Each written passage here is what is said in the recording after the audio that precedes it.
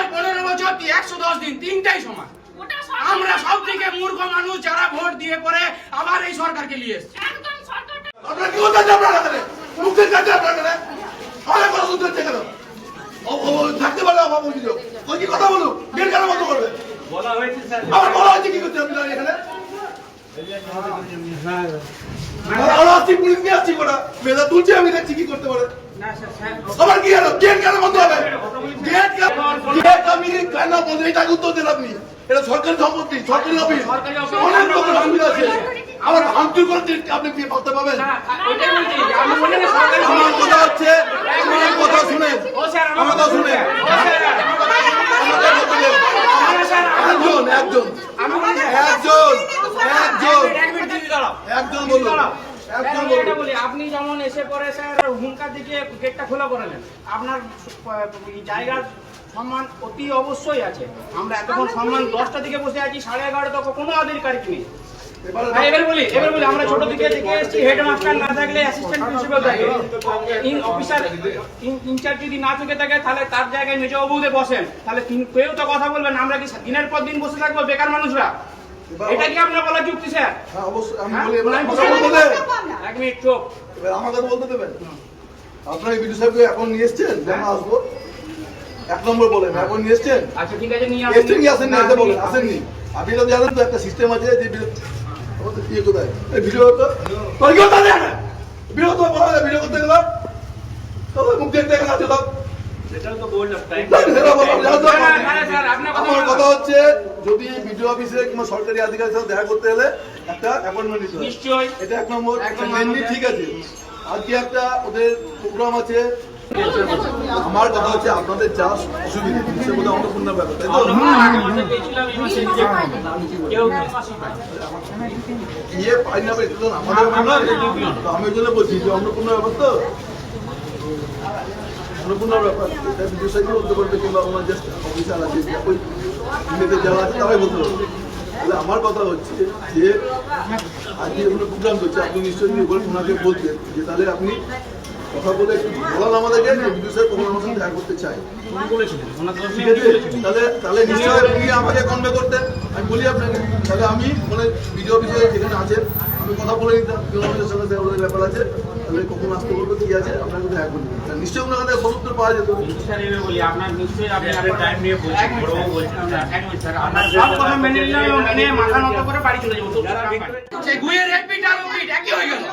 গুয়ের repeat আর repeat 34 বছর 15 বছর আর 110 দিন তিনটাই সমান। 34 বছর 15 বছর 110 দিন তিনটাই সমান। আমরা সব থেকে মূর্খ মানুষ যারা ভোট দিয়ে পরে আবার এই সরকারকে নিয়ে এসেছে। 34 বছর 15 বছর 110 দিন তিনটাই সমান। আমরা সব থেকে মূর্খ মানুষ যারা ভোট দিয়ে পরে আবার এই সরকারকে নিয়ে এসেছে। ওই টাকা কিছু কিছু লোকের ঘরে ঢুকেছে, আর এখন সেটাই হচ্ছে। নিয়মটা খালি আলাদা, সিস্টেমটা আলাদা। এর থেকেও বেশি হচ্ছে, এর থেকেও বেশি হচ্ছে। আর বেশি কিছু বলতে যাবো, এখন অনেক রকম আইনের ব্যবস্থা করছে, ধরে নিয়ে চলে যাবে, কারো কোনো ক্ষতি নাই। এমনিও দিন আনি দিন খায়, জেলে বসে বেনা বসে খায়। পঞ্চায়েতে যাচ্ছি, পঞ্চায়েত বলছে ভিডিও আসছে, ভিডিও বলছে ও হিতা কাটতে গেছে, তাহলে কার কাছে যাবো? আমরা কি নমান্য করবো? নমস্কার বন্ধুরা, আপনারা ভিডিও দেখলেন, এটা জামুরিয়ার ভিডিও, জামুরিয়ার বিডিও অফিস। সেখানকার স্থানীয় মহিলারা তারা সকলে মিলে আসেন, বিডিও অফিস ঘেরাও করেন এবং বিডিও অফিসের গেটে পর্যন্ত তালা লাগান, কারণ বিডিও অফিসে কেউ ছিলেন না এবং তারা অনেক সময় থেকে সেখানে অপেক্ষা করেছিলেন যে কারোর সাথে কথা বলবেন, বিডিও সাহেব অথবা তার অ্যাসিস্ট্যান্ট, কিন্তু কারো সেখানে হদিশ পাননি, যার জন্য অনেকক্ষণ দাঁড়িয়ে থাকার কারণেই তারা কিন্তু বিডিও অফিসের গেটে তালা লাগিয়ে দেন, তালা লাগিয়ে বিক্ষোভ করেন। সেই সময় সেখানে পুলিশ আসে এবং বাকিটা তো আপনারা শুনলেন। পুলিশের ভূমিকা দেখার মতন ছিল এবং যেসব যুক্তি তিনি দিলেন এই সব সাধারণ মানুষকে, সেই যুক্তিটিও বোঝার মতো এবং মানে দেখার মতো আর কি। মানে আপনারা লক্ষ্মীর ভাণ্ডার যোগ্য হয়েও পাননি, আপনারা বিডিও অফিসে যাবেন দলবদ্ধভাবে, তার আগে আপনাদেরকে পারমিশন নিতে হবে, দেখা করবে, তাহলেই বিডিও সাহেব বা তার অ্যাসিস্ট্যান্ট বা বিডিও অফিসের কর্মী আপনার সাথে যোগাযোগ করতে পারবে। আর না যদি না দেন তাহলে পারবে না। কারণ এখানে যেমন দেখলেন বিডিও সাহেবের নানা রকম প্রোগ্রাম থাকে। তো প্রোগ্রাম এমনই যে বিডিও অফিস খালি করে দিয়ে, সরকারি প্রোগ্রাম, তো বিডিও অফিস খালি করে দিয়ে বিডিও সাহেব চলে গেছেন। কি বলবেন? এই পুলিশ অফিসারের যা বক্তব্য সেটাতে তো পরিষ্কার এটা বোঝা গেল যে আগের থেকে না জানালে বিডিও অফিসে নানা রকম কাজকর্ম থাকে, প্রোগ্রাম থাকে। তো সেই প্রোগ্রামে মানে বিডিও অফিসে একজন দরখাস্ত নেওয়ারও লোক নেই। এটা স্বয়ং সেই আধিকারিকের কথাতেই বোঝা যাচ্ছে। তো বিডিও অফিস খালি করে দিয়ে ফিতা কাটার প্রোগ্রাম চলে যায়। তো এটাও হচ্ছে, তো যার জন্যেই হয়তো বিক্ষিপ্ত সাধারণ মহিলারাই বলুন বা যিনি একজন ভদ্রলোক খুব ভালো পরিষ্কার কথা বলছেন, এবং শেষের কথাগুলি আপনারা যেটা শুনলেন যে শোনার মতো। কারণ বিগত 70 বছর মানে 40-50 বছরও যা দেখেছি, সেখানে 34-35 বছরও যা হলো, 15 বছরে যেটা হয়েছে, এখন যে 110 দিন, এই 110 দিনেই যা হচ্ছে পশ্চিম বাংলার সর্বত্রই এই বিডিও অফিসগুলি, গ্রাম পঞ্চায়েতগুলি ঘেরাও হচ্ছে। কেন? শুধু একটাই কথা, এই লক্ষ্মীর ভাণ্ডার।